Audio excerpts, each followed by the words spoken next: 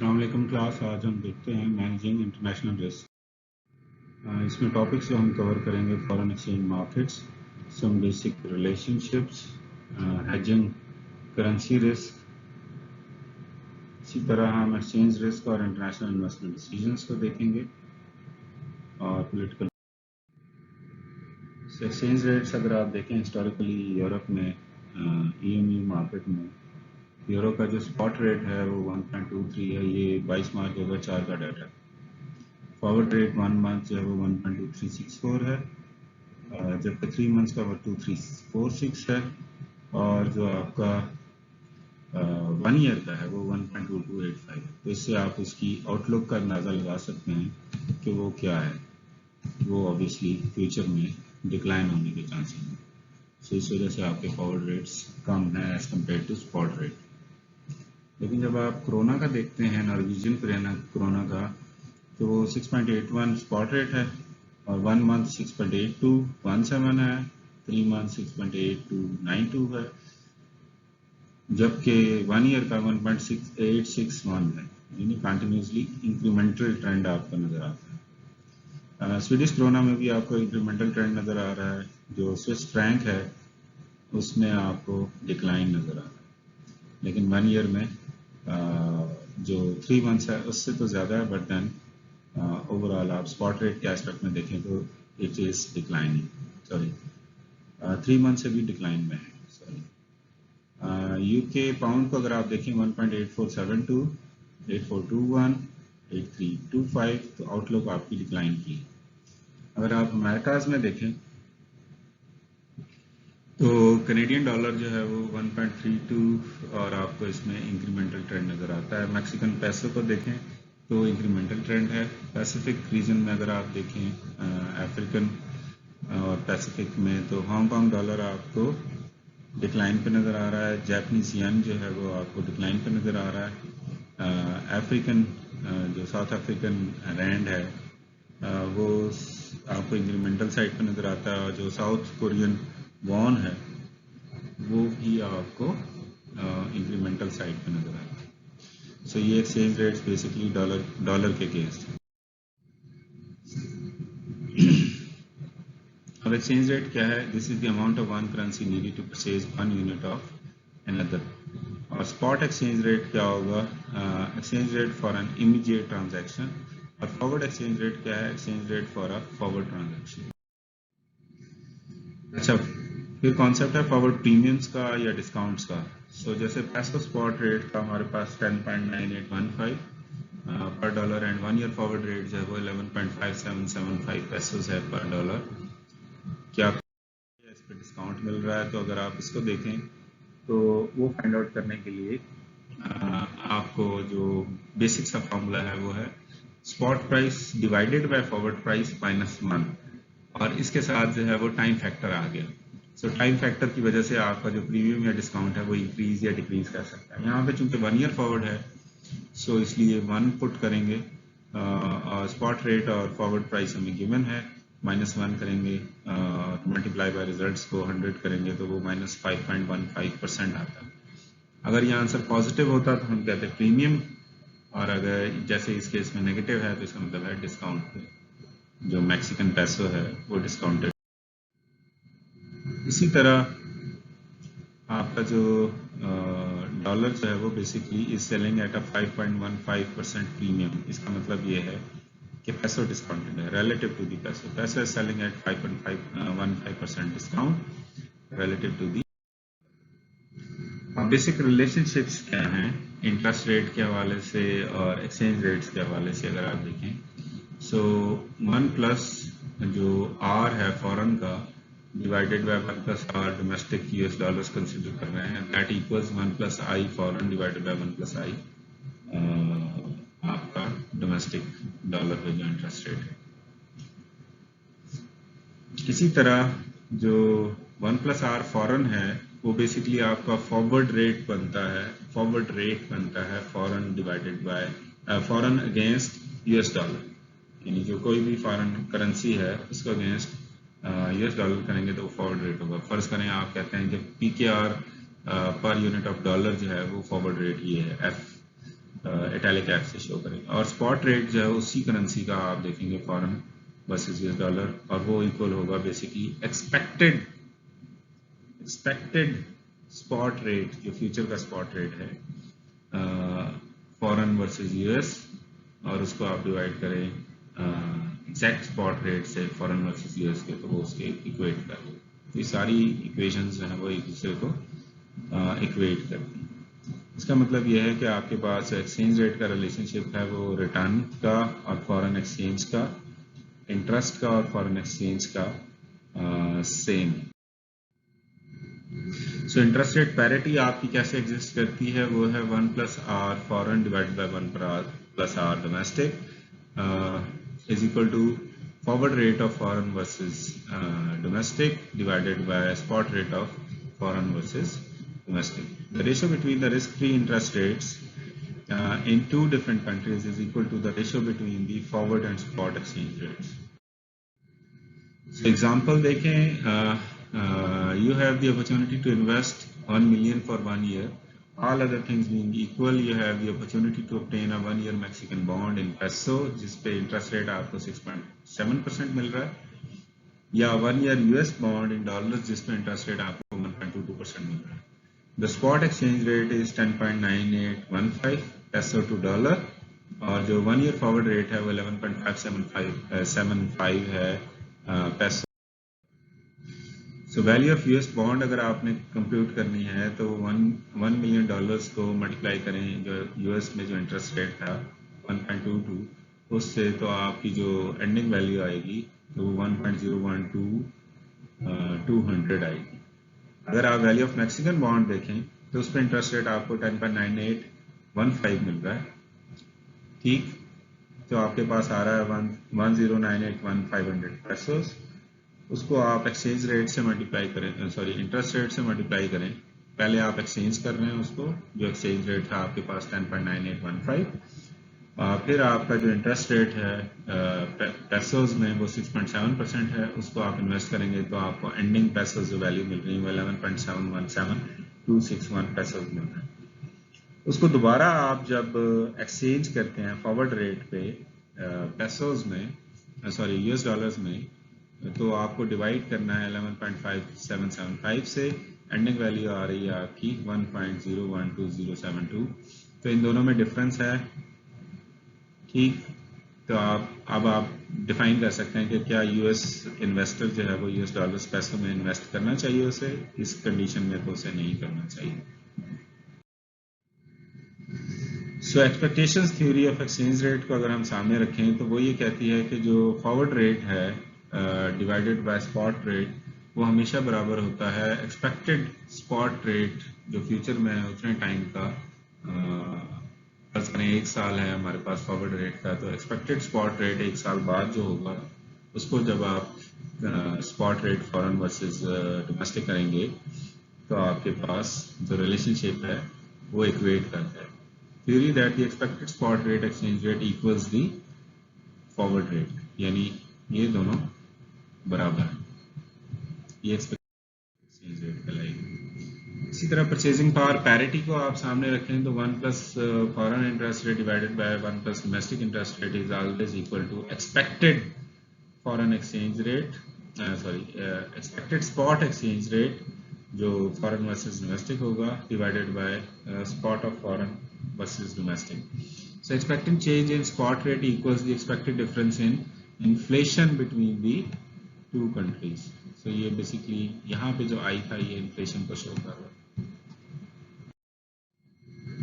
इसकी example देखें. If inflation is US is forecasted at 1.5% this year and Mexico is forecasted at 6.5%, what do we know about the expected spot rate given the spot rate of जो peso है 10.9815 two dollar.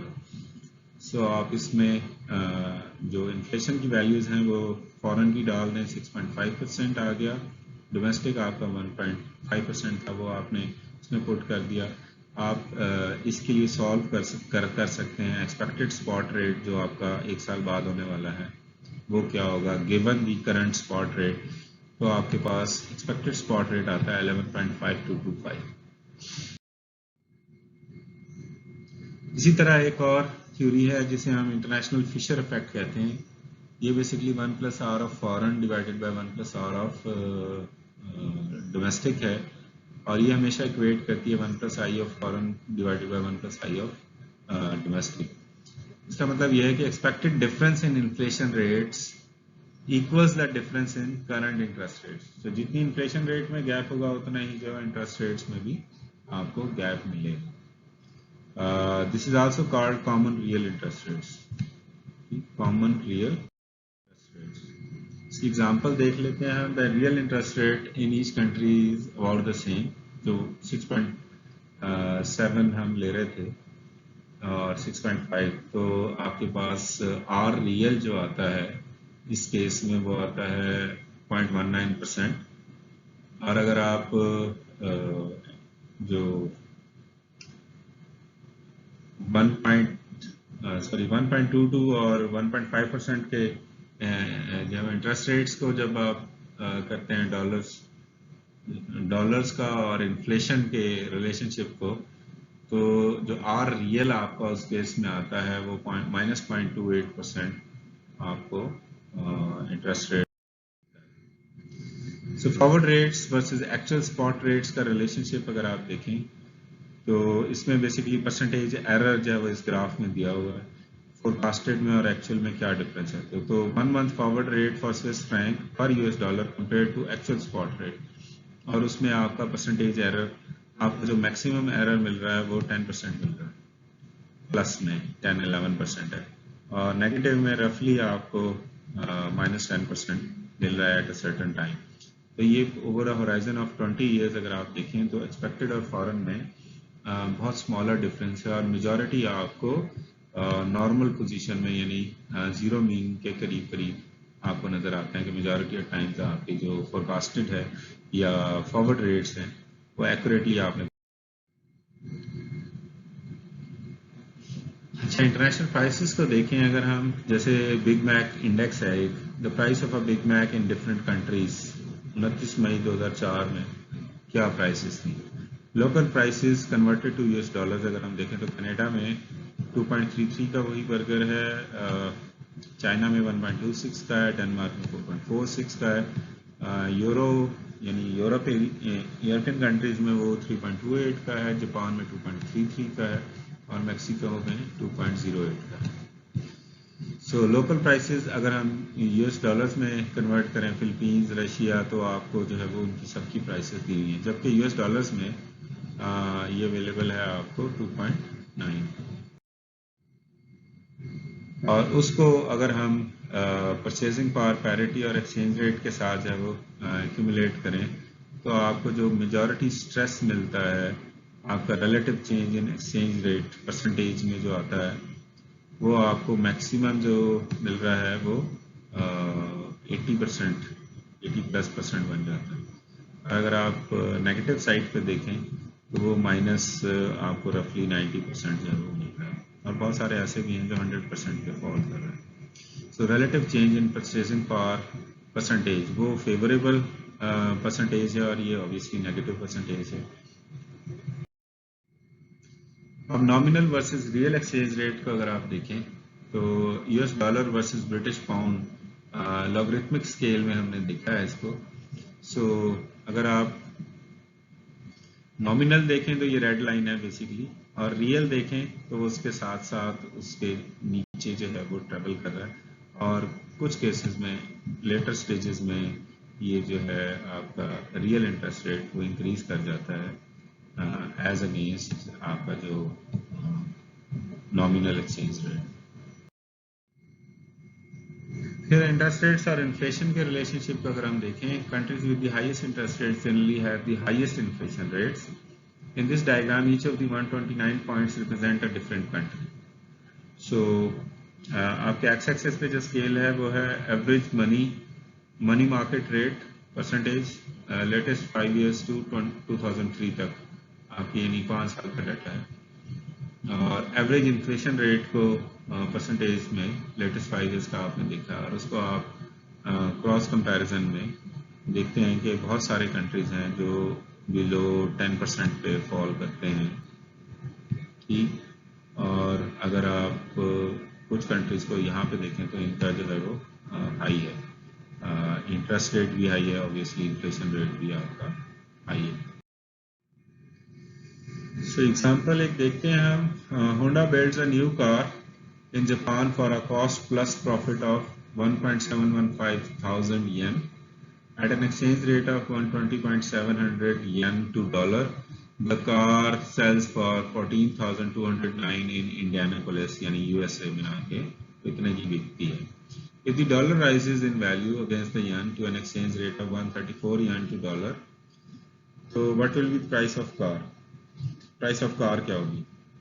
yen में तो आपकी cost ये 1.715 thousand, exchange rate पहले आपका था 120.7, तो इसको आप 120.7 से डिवाइड करते थे तो आपके पास ही आया। सो अब आपके पास नया एक्सचेंज रेट अगर 134 हो जाए तो कार की कीमत जो है वो उस मार्केट में कम हो जाएगी 12,799। Conversely if the yen is trading at a forward discount, Japan will experience a decrease in purchasing parity. तो फॉरवर्ड डिस्काउंट है, फॉरवर्ड डिस्काउंट का मतलब ये कि एक्सचेंज रेट डिक्लाइन कर रहा है एज अगेंस्ट यूएस डॉलर, तो उसकी जो परचेजिंग पावर पैरिटी है, purchasing power. So next example हम देखते हैं, Harley Davidson builds a motorcycle for a cost plus profit of $12,000 at an exchange rate of 120.700 yen to dollar. Motorcycle sales for 1.448400 yen, यानी इतने आपको Jens पे करने पड़ेंगे हार्ले डेविडसन के लिए जापान में।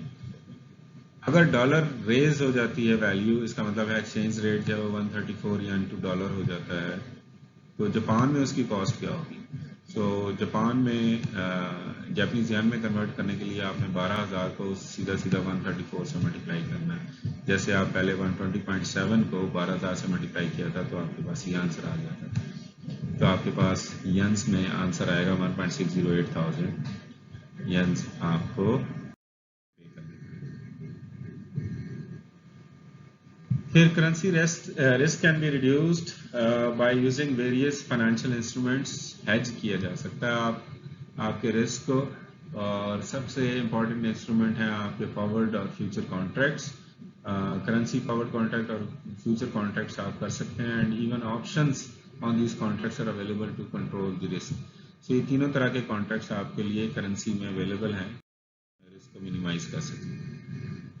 इसी तरह आप कैपिटल बजटिंग टेक्निक्स देखें, अगर एक्सचेंज करें आप उसको कॉमन करेंसी में, हमेशा डोमेस्टिक करेंसी में, और उसको एनालाइज करें, डिस्काउंट करें using foreign cash flows and interest rates, फिर एक्सचेंज करें उन्हें यूएस डॉलर्स में। और तीसरी टेक्निक है चूज अ करेंसी स्टैंडर्ड, आप स्टैंडर्डाइज कर दें यूएस डॉलर्स को, और तमाम जो नॉन डॉलर कैश फ्लोज हैं उनको हेज कर दें। तो ये आपकी जो रिस्क मिटिगेशन टेक्निक्स हैं कैपिटल बस्टिंग में। अच्छा, हमने बात की थी कि एंड पे हम देखेंगे पॉलिटिकल रिस्क को।